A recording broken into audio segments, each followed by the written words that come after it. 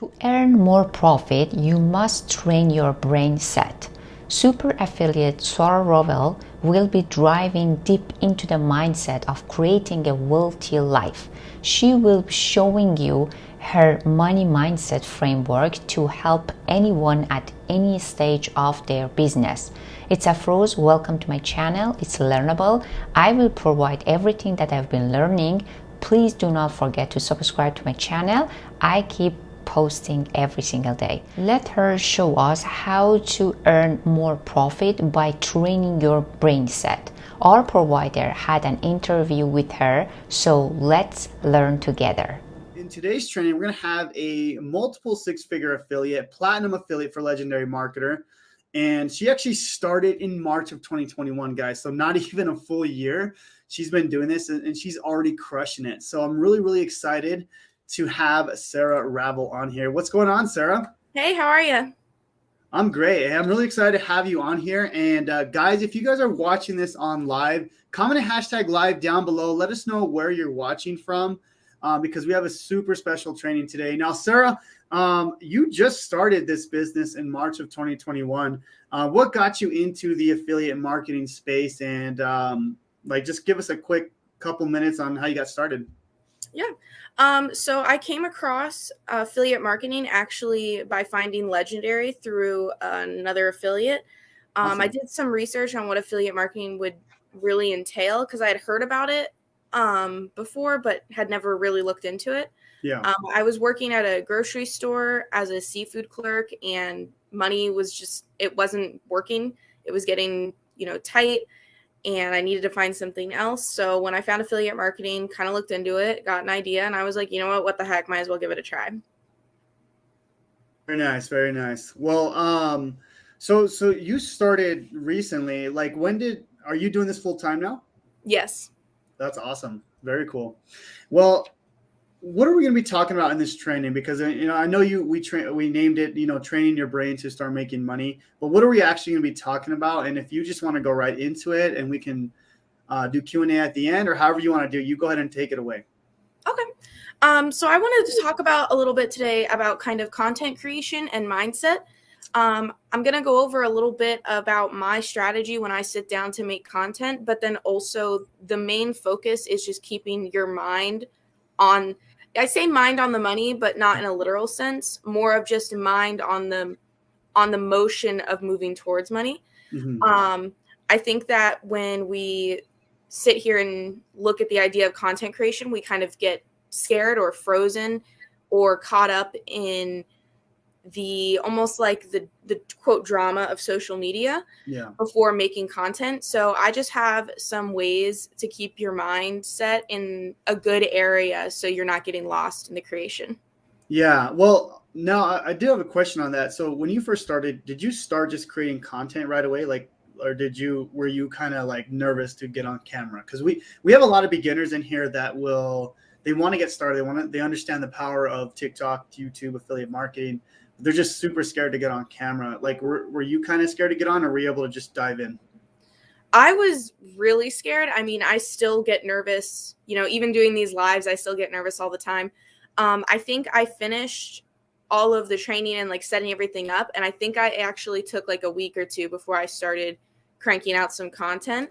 But once I got started, I just kept telling myself things like, you have to stay on the path and be uncomfortable now to be comfortable later. So I kind of like, once I dove in, I was like, there's no going back. And it got easier over time.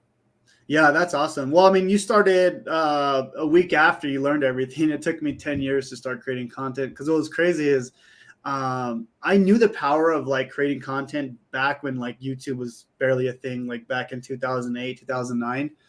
And I was honestly I would not get on camera, like no matter what.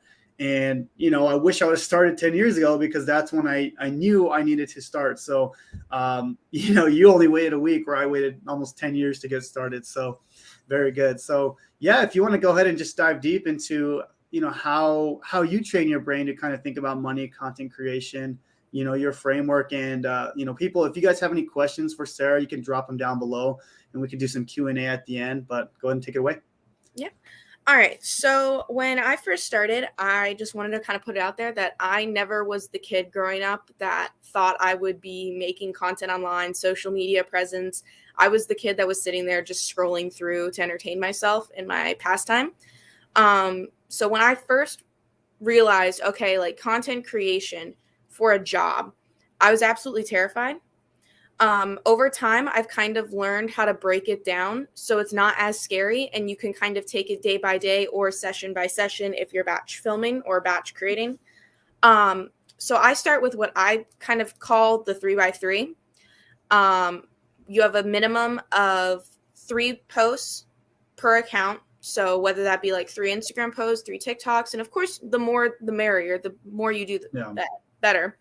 And then the other part of the 3x3 is motivation, eye-catching, and educational.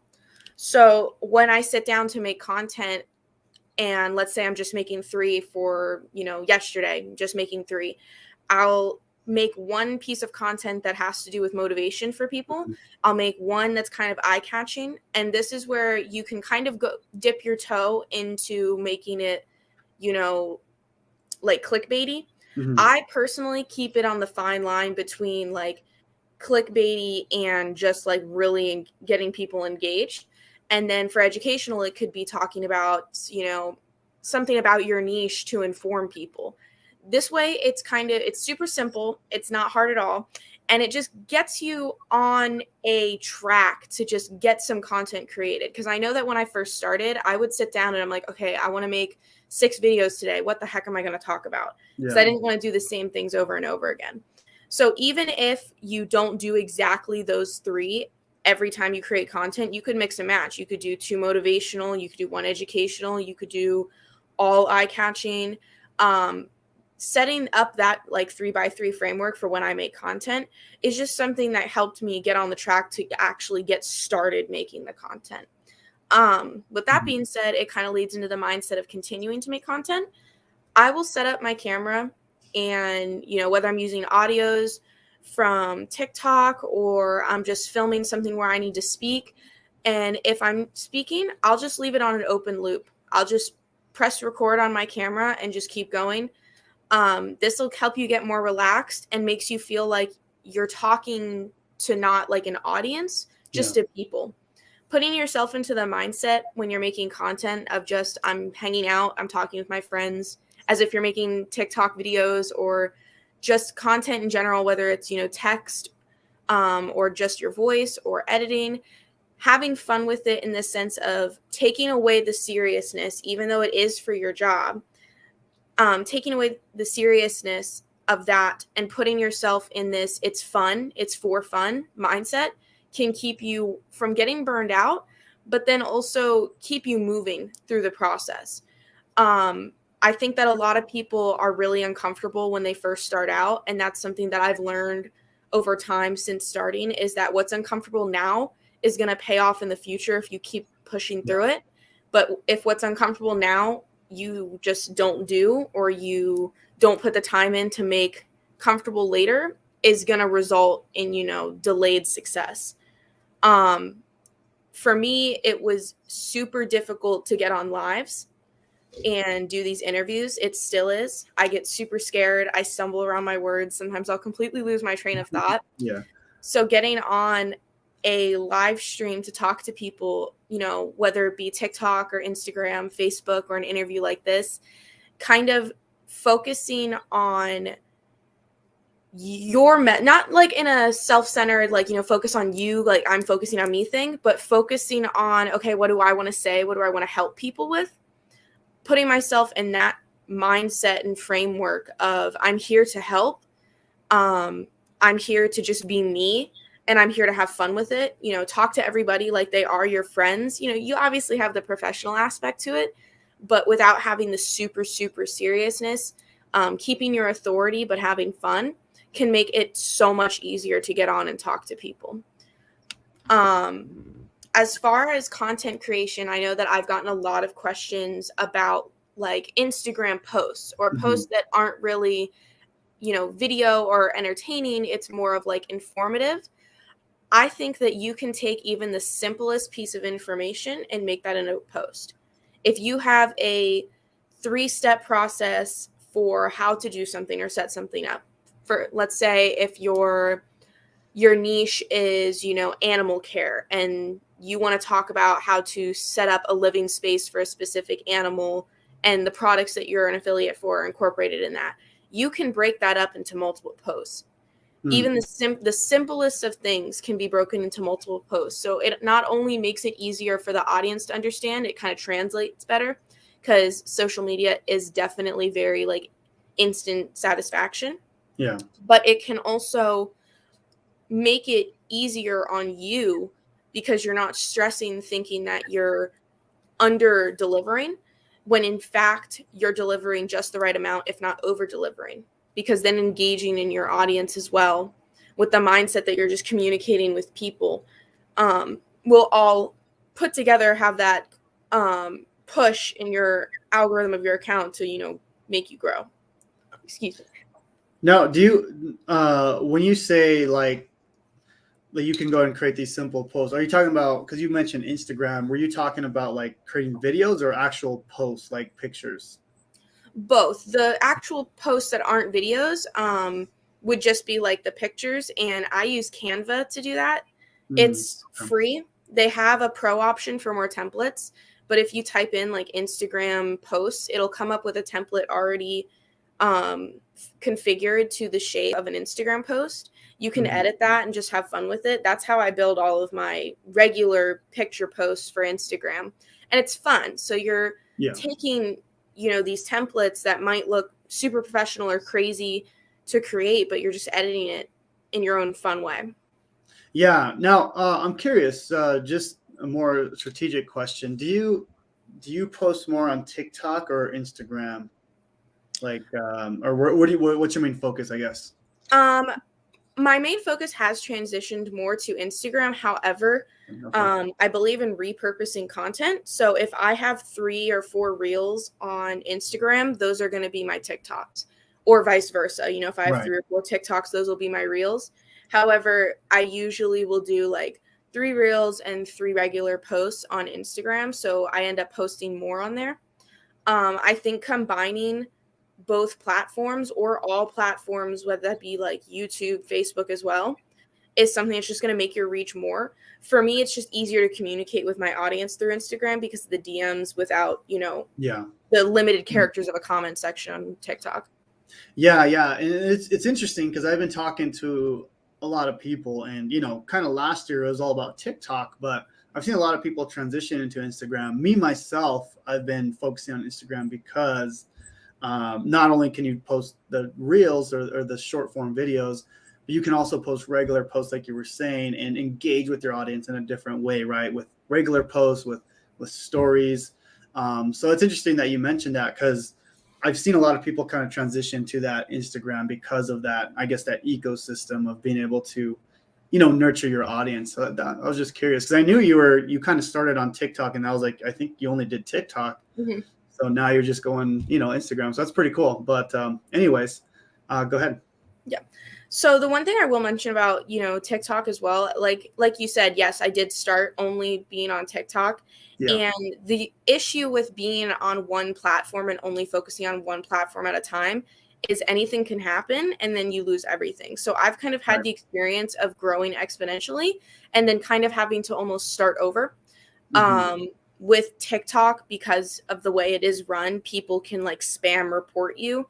And that's unfortunately what happened with my one account, and I lost it. So then when I kind of restarted, I figured instead of taking that as a fail, I just kind of looked at it as a lesson learned and just kind of started a new TikTok and combined that with an Instagram and a Facebook group and went from there, and almost acted not like nothing happened, but just, like you graduated to the next class in school. Keeping a lighthearted but still the authoritative mindset has been the easiest way to manage anything negative that happens in my business. So I've been seeing a lot of people do that as well. Like you mentioned, transitioning over to Instagram too. I feel like it's a more secure, because it's harder to get banned on.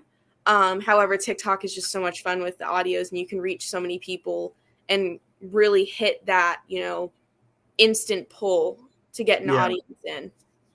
No, yeah, for sure. That's what makes TikTok so amazing, is that discoverability. I know Instagram is starting to get to that point. I mean, they're looking for more people to use IG, so they're in return they're going to give people more discoverability, more followers, more engagement.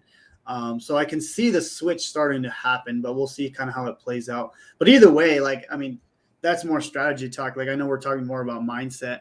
And what I like about what you said is like, hey, I lost this big account. How much followers did you have on that TikTok account, by the way? I think the day before it went down, I think it was at like 108 or 109,000 followers. Okay, so yeah, you lost that account, and then were you pretty upset, or you just like, whatever, I'll just go right into it. I know the framework of how to create content. I just go start over again. Like, was it pretty smooth, or were you? It was smooth, but it wasn't. I was definitely upset because I knew that it was because of haters. I'd been told by support, you were receiving a ridiculous amount of reports for something. Oh, wow. So it was disheartening and a little blow to the motivation, but I knew that I couldn't let it stop me because I truly didn't do anything to cause, the loss of the account.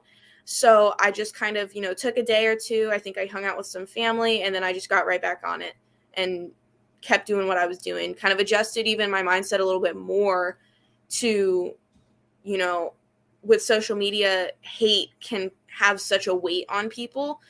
I figured for every one person that hates, there's probably 10 or 20 people that I might have helped or inspired or made smile that day. Yeah. So thinking about that really kept the motivation going for creating the content.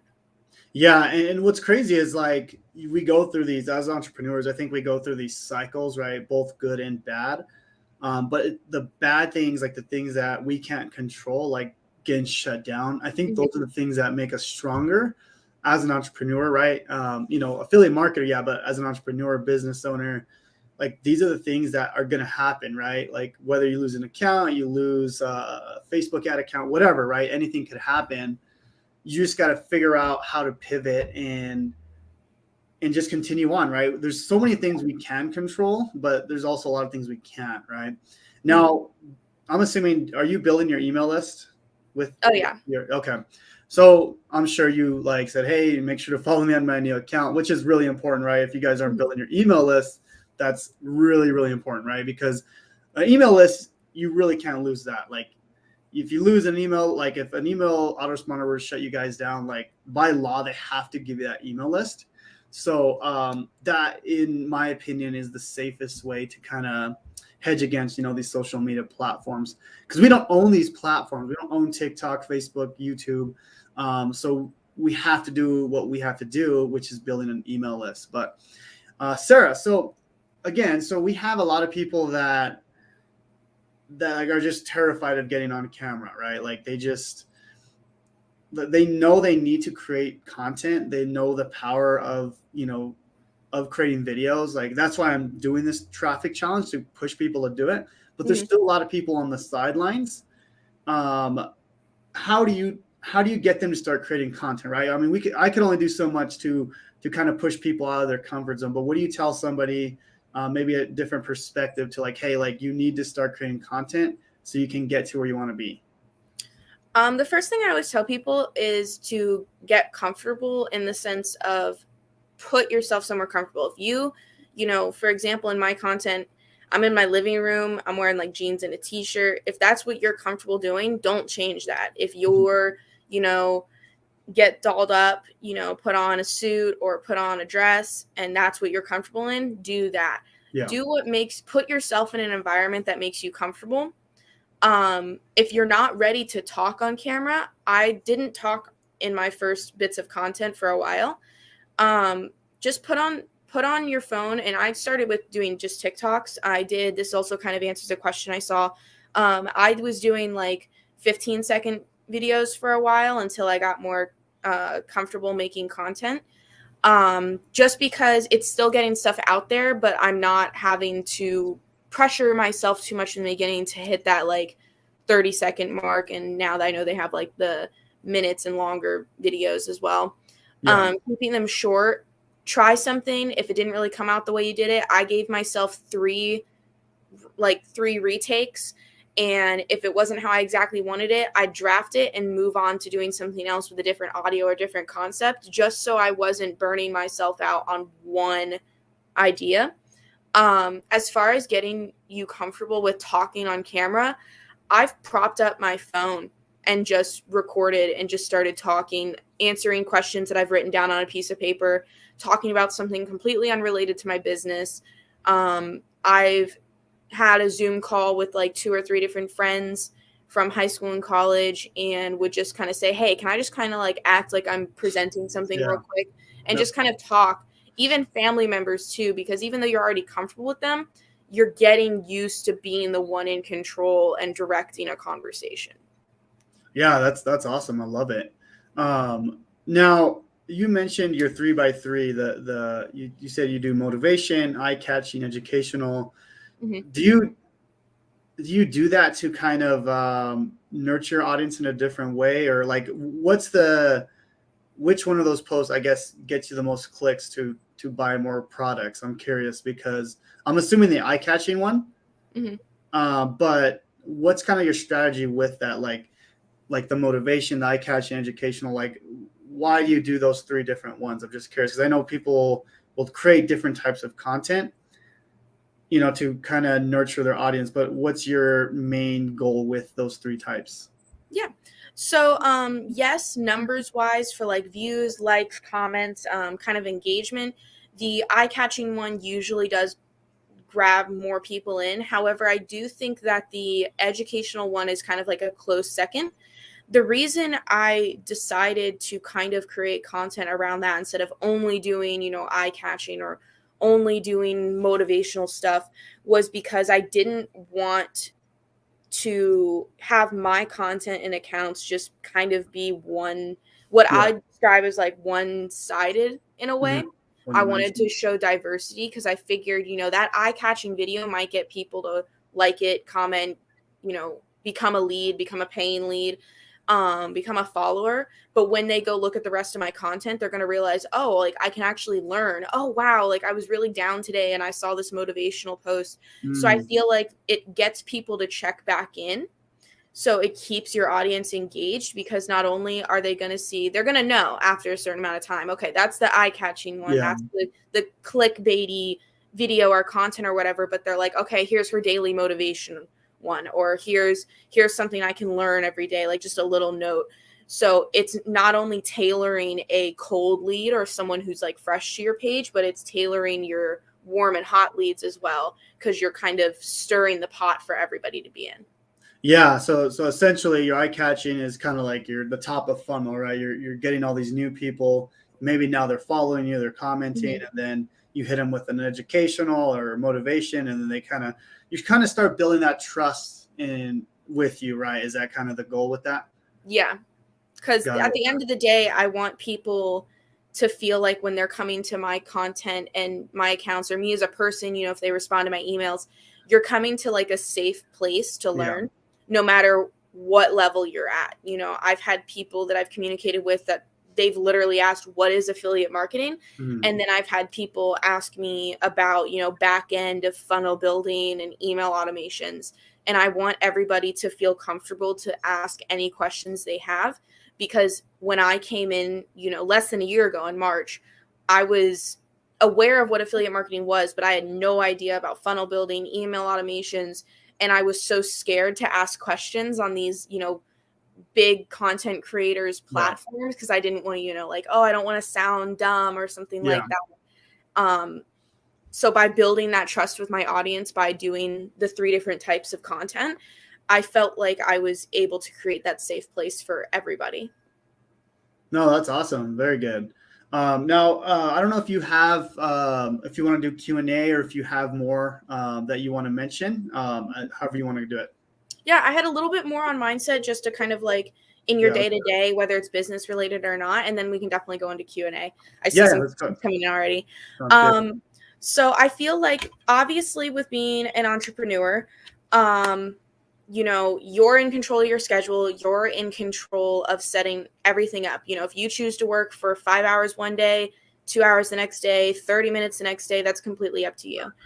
I feel like there's this pressure, unspoken, sometimes it's spoken about, pressure of being an entrepreneur, that if you take a day off, that's a day wasted. You could have been working on your business and building your business. Mm-hmm. I feel personally this is a surefire way to burn you out and make you start to resent that job that you started doing to be able to be free and enjoy life. So with that being said, I literally set myself up to, when my family is off, which is usually like Saturdays, Friday Yeah. evenings, I don't work. I may respond to a comment, may respond to an email, you know, something that's really important, but I will set time aside for myself, whether that be to read a book or watch a Netflix show. And the stigma around, you know, oh, you're wasting time by just sitting there watching TV. You need that time. You need to be able to set that time aside for you to relax and enjoy the fruits of what you're doing, whether that be going out to a good dinner or something. So that's one thing mindset wise that really was difficult once I got into, you know, I think probably about 4 months into things and like things were going, was a lot of people, and it's not bad of them to say, but by any means, but they were really saying like, you have to stay on the grind, you have to keep grinding. And it's, yes, you do, but you have to be able to breathe as well. You know, I know Yeah. you have a family, Jonathan, so being able to take that time to spend time with them keeps you going, because it keeps your mind just like fresh and not overworked.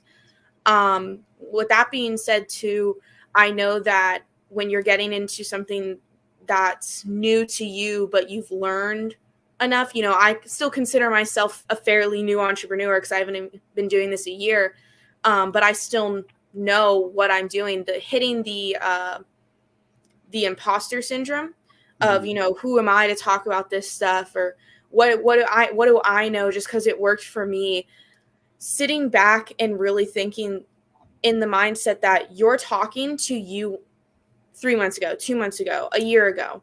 So when I come on and try to help people, I think, okay, what are the questions I had back in March? What was my mindset back in March? And trying to cater to that and help solve that problem for people.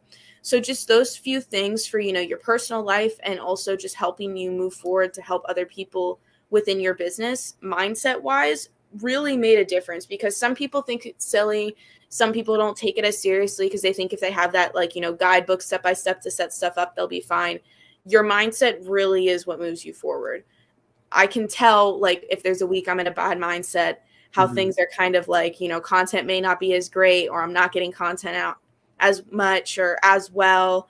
You know, having yourself in that mindset and keeping yourself healthy mentally is huge when being an entrepreneur. Yeah, for sure. I mean, because okay, so it's crazy. When I started, I was kind of like you. Like I was just like grind. Like I need to get out of this job. I don't have time to do anything else. Like I would work and then create content and go to work and create content. Like I literally just did that. I wish I would have actually seen this like when I was first starting, because you know that like burned me out. Like there was days where like I just like I can't do this anymore, right? Like I just I had to, like I literally had to take a few days off and like, okay, I reset my mindset. And even now, like I have to do that, right? Because you know, everyone thinks this online game is easy, right? All you guys do is just create videos. Well, it's actually a lot of brain power that we use, and we have to take that time off. That really resonated with me, so that was awesome. Let me see here. Oh no, I just saw something. Okay, awesome, Sarah. Now I'm curious. What do you tell someone that? And I'm not sure if this has happened to you, because it seemed like you know you were able to kind of see success fairly quickly. But what if someone's starting out? They finally get out of their comfort zone. They start creating content, and let's just say they're 6 months in, right? But they're not seeing really the results that they want. Okay, they're not really getting any leads, any sales. What would you tell that person in that mindset? Because that is, you know, disheartening, right? Because you're doing all these things you're being told, and for some reason they're just not getting the results, what would you tell that person? I was told this at one point as well, because of, getting back on a platform, you're starting over. Take a breath and take a step back. Even if it's a day, even if you want to do a week and just kind of like focus on something else. I've taken, a week off from doing stuff before. Take a breath. Don't panic, because everything can be, refined. Look back at your content, or have a friend, someone you trust, look at your content and try something new. When I started, I was, pointing to things and having text, or I would just stand there and have text and do like a little dance or something and just smile. And when that started to not work as well, I took a step back and kind of, I think I took like 3 or 4 days off, spent some time with my little sister and my family, came back and was like, all right, let's try something new. Let's make that first video where I'm talking. Once I made that first video, I drafted it, had a whole bunch of friends look at it, and then posted it. Once I posted that, it opened a door of new motivation and a new level of thinking, because I got out of that, this is uncomfortable, so I'm not going to do it. So I think that if you've been grinding and you've been working for a while, but you're not seeing those results that you want, taking a step back and then trying something completely new. If your content's usually super serious, make a funny video one time. That could be the difference. You never know, especially with TikTok, you never know what video could be the difference for you. Also keeping in mind, like, why are you doing this? Obviously, we need, to make an income, pay bills and stuff like that, pay off debts. But what are you doing beyond that? For me, I started doing this because I wanted to be able to communicate with people around the world. I wanted to be able to help not only my generation, but, anyone older than me as well, that there are other options. Because I know for me, it was always that, like, high school, college, 9 to 5, retire once you're old. That's when you can enjoy things. And learning that there's some other way to do this, and sharing that with others, keeping that why in mind, can keep you on that right track, even though you're not getting those results yet. Yeah, for sure. I mean, that it's tough because, there's some people that will blow up out of nowhere, but then there's also people that haven't seen the results that they want. So that's why I wanted to ask that question, because some people will just be able to blow up, and when some people can't, it's like that'll crush them, right? That happened to me back when I was doing other side hustles, other things. I'm like, why can't I get this thing to work? And I did have to spend like months actually where I'm like, okay, I just got to stop and just figure out what I'm doing. What's my actual why? Am I doing this just to get rich quick overnight, or what's the actual why and why I want to do this, right? Is it, what's the thing that's going to drive me to where I want to get? So that's awesome, Sarah. I love it. Awesome. Well, let me see if there's any questions in there, or I don't know if did you want to keep going on that? I did see a few questions. One was by a gentleman named Ben. How do you conquer feeling inspired and motivated, but discouraged at the same time? I've actually felt that. You've got all the information in front of you. You see these people, you're really excited, but there's still something holding you back from starting. That's kind of what held me, even though it was only like a week or two, that's what held me back from starting. Was I was super ready to go. I felt like I had the information, all these tools, but I still wasn't going. There are a few different ways to handle that. One, you could literally, it might sound silly to some people, but just journal it. Journal what you're feeling, like unfiltered, just write down what you think is going on. I've talked to my animals. I have bunnies and a guinea pig, literally just look at them and just kind of, because, you love them, they're your world, and just kind of talk, let it out, whatever it is, unfiltered, stop the overthinking and just let it flow. I did this quite a few times, and I realized that what was holding me back was the thought of like, who am I to start creating content and be like, someone that's online all the time? Like what makes me like special, or, some people use the word entitled to do that. And once I realized that was my problem, I started saying, well, hey, I could be helping someone that has the same mindset as me. You know, there could be another guy or gal out there that feels like they shouldn't be making content, and I could start doing it now. I have the tools to do it, and I could change their way of thinking too. So kind of shifting into, again, back to like your why of you want to do this, and why you're getting into this industry in general, and your messaging towards your audience really helped overcome that like last bit of holding me back. And everybody has other reasons too. You know, some people have an insecurity physically, which I think, you know, for me, you know, I don't get, you know, I'm 23. A lot of girls my age, you know, they've got their hair done and their makeup done, and I don't really do that. And that was definitely a physical insecurity as well, of making like content with my face in it. And I figured, then I'm talking to the girl that's like me, or I'm talking to the guy that's like me that doesn't, you know, do his hair and get dressed up in fancy clothes. Putting myself in the thought process of like, if these people were my friend, that's who I'm talking to. Yeah. And even though, yes, you're talking to everybody, there are people that, you know, they may get dressed up and you're talking to them as well. But to keep my mind flowing, to get over that last bit of, you know, things that are discouraging me, was enabling me to really push through. That's awesome. Yeah. I mean, everyone has their own target audience at the end of the day, right? Like I feel like we attract people like us, right? So however we are, like if you act the way, if you're just being you, like you're just going to attract your people, right? Of course, we're going to go and attract other people as well. But I think essentially we attract who we are. And that's what I've seen in this industry. So great question, Ben, and awesome answer, sir. I love it. Let's see here. I don't know if there's any other questions that you want to answer. If you want to, let me see here.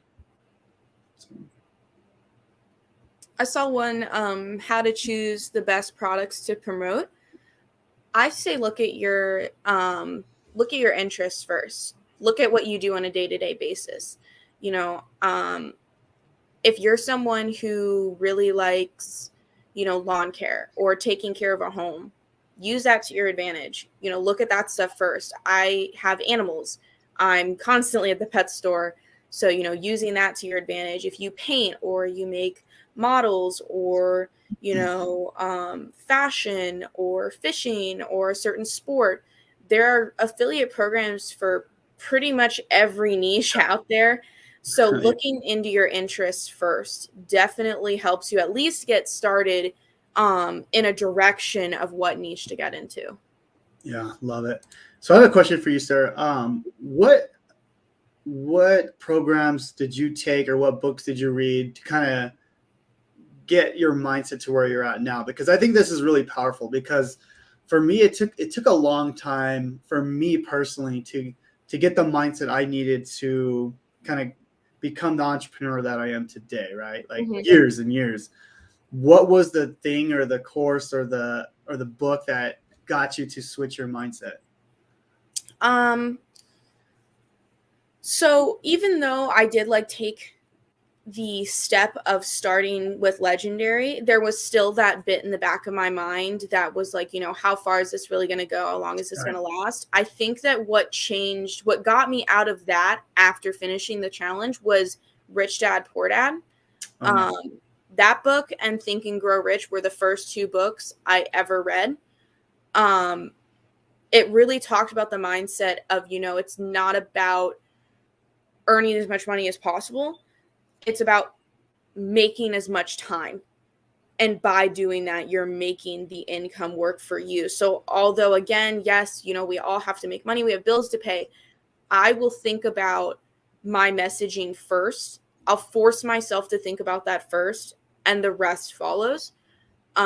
Switching from that mindset rather than that 9-to-5 mindset of like, I have to put in so many hours in order to get this kind of paycheck, was really the turning point.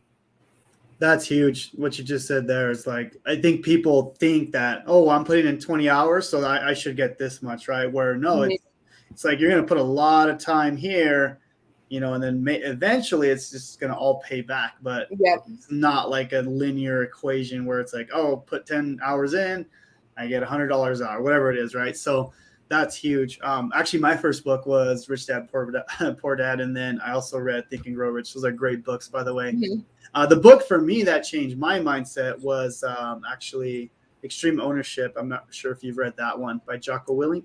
It's on my list. Got to read that one. Oh my gosh, that one literally changed my whole life because essentially what the book is about is like taking ownership for everything that goes wrong. Like, Mm-hmm.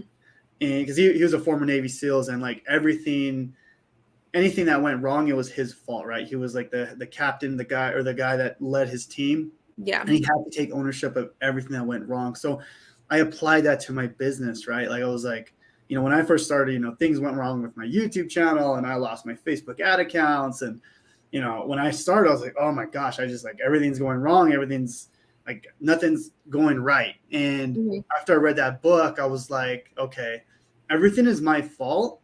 And that's it. Like literally that's the mindset that I went moving forward. And since then I've been able to kind of apply that. So it's an awesome book, Sarah. Like I'm curious to know your thoughts whenever you read it, but just want to kind of mention the book that I read. But yeah, it's kind of funny that you mentioned that of like taking the ownership, because that's something that one, that's what enticed me to put that book on my list. But then also, being able to, I know for some people, like taking accountability for that and being like everything is under my control is sometimes super stressful. I know that for me, I definitely can like overwhelm myself with that of just being like, this is all my fault. It's crashing and burning. It's all me, and kind of spiral down. So being able to sit there and also say that it's my lesson too, if something goes bad, like losing an account that you've spent a while building, it was pretty big,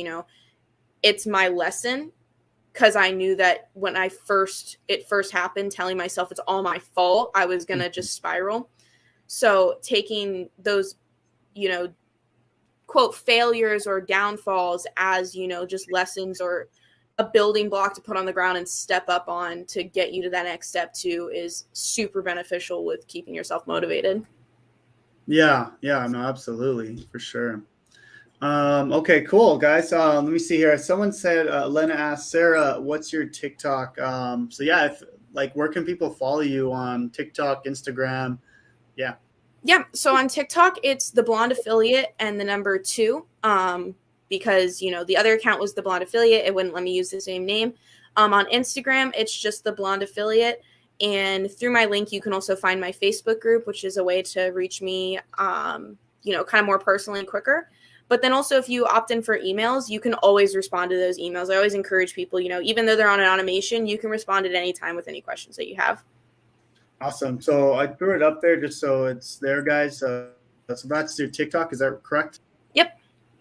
Okay, cool. And then your Instagram is the Blonde Affiliate without the 2. Yeah. Awesome. Very good. Well, I don't know if there's any other questions in there, or if you have anything else you want to kind of talk about when it comes to mindset, or if you guys have any other questions. Yeah. I saw one question about when I first started, how I was skeptical and what kind of changed my mind from that. From it being quote a scam to being actually legit. I think it was researching companies and realizing that if it was a scam, these companies probably wouldn't have these programs. They wouldn't have entire sites set up for me to read through how their affiliate program is. So I feel like looking into that and even reading reviews from the affiliate sites made the huge difference of absolutely putting that stamp of approval that this is a legit, industry to get into. Yeah. Awesome. Thanks for the question, Nate. There's one by Joe here at the bottom. I don't know if you want to answer that one. How to raise self-image. I feel like everybody has value, no matter whether they get dolled up or you're young or you're old or you wear sweatshirts and sit on your couch. everybody is offering something, and you're going to speak to someone's, you're going to resonate with someone. So to raise your self-image, think about the people around you that already, love you. Think about like your family, your, significant others, your friends, even asking them, if you need that next step too. I know that I asked my boyfriend at one time, like, what makes you listen or engage to something that I'm talking about that I know about that you don't? Like, if I'm like sharing something that I know that he doesn't, what makes you want to learn whatever I'm talking about? And kind of getting that feedback from people you already know. And, the answer was, you talk relaxed. You don't, I don't talk super authoritative. I'm still having the authority of giving the information, but kind of talking to people as if they're friends and family was, for me, what kind of was like, all right, so like I can use that to my advantage. If I talk like that to my audience, that makes me more relatable, and, kind of just building on that image as well of just how I thought about myself. The physical image part, I definitely stress, like, don't change who you already are. If you wear polos and khakis, keep doing that if that's what you're comfortable in. Because the moment you start doing something, like if I got dressed up in a ball gown and started making content, as soon as I put myself in that uncomfortable situation, it's going to relay in your content, in your business, in the way you communicate as well. Yeah, no, that's huge. I mean, it's funny because when I first started kind of getting out there, I would try to be someone I wasn't, like just acting like, other influencers, other people that I saw on YouTube at the time. And it is very uncomfortable because you're trying to be someone you're not. And until I switched that, I'm like, okay, I'm just going to be me, energetic and, just be me, right? Like wearing what I want to wear. That was such a big difference. But like, it's funny because it's simple. Like it's stuff that like we should know, but like we just try to be someone we're not. I think when you first get started, at least that was the issue for me. So that's awesome. Thanks for answering that. Yeah, of course. Yeah. There's no other questions, Sarah. I don't know if you have any other parting words or anything else you want to mention, but yeah.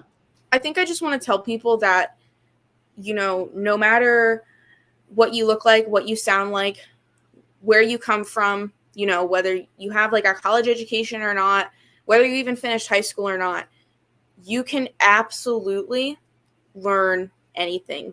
You can learn how to do this industry. You may do it differently than other people.